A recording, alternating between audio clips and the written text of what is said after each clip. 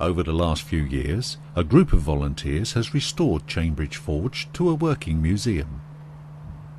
Here's how it happened. There was never a point when I actually stopped work. The workshop was getting into a poor state of repair. We had been told unofficially that the council intended to demolish it to straighten out that bit of a bend in the road, so we'd not done any maintenance work on it, and it had got progressively worse.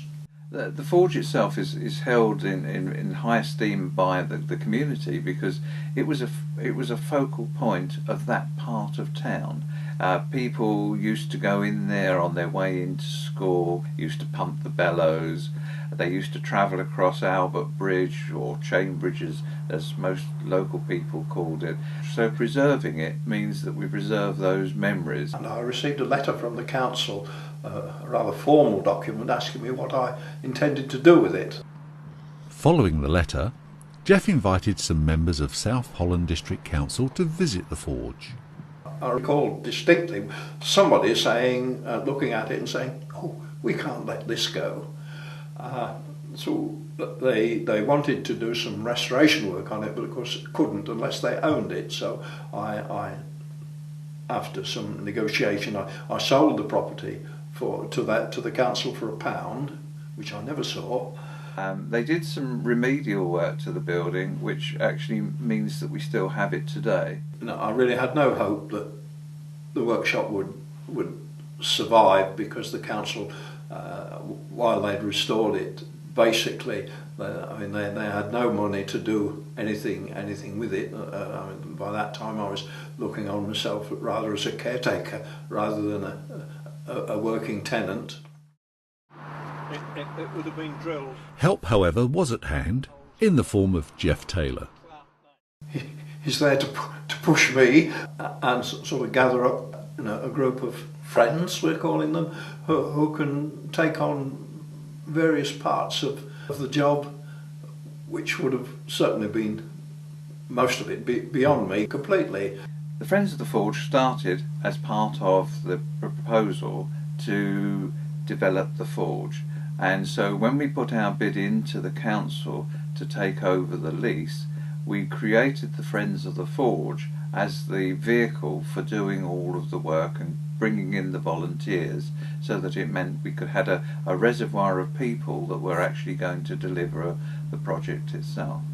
Jeff's been the driving force. In fact, he's absolutely, could say that he's dedicated his life to it. It really has, and generated enthusiasm among the people who are helping. For physical reasons, there's a limitation to what I can do, but at least I'm there to help. I mean, the workshop is full of bits and pieces which we're cataloguing, and had I not been there, they would not have known what, or a large proportion of it was ever used for. I mean, there are still bits and pieces that I'm afraid I can't explain. We had to take the roof off and replace it. We had to do repointing the walls. There was quite considerable remedial work, far more than we had originally planned for in our project. We've had Craig Thomas, who was our builder, who we need specialised help from, but apart from that, largely we have actually ourselves done most of the work. So none of us are specialists in any form at all, but all have put out a time together to actually understand the forge, how to do the work, and then to get on and do it. So our Wednesday afternoons and Fridays since the project started has been largely dedicated to the forge. The volunteers' hard work was rewarded in September 2012, when Chainbridge Forge was officially opened. Public and press arrived to see Councillor Lawton cut the ribbon and declare the building open. I declare this museum well and truly open. Godspeed to all of us. Well done.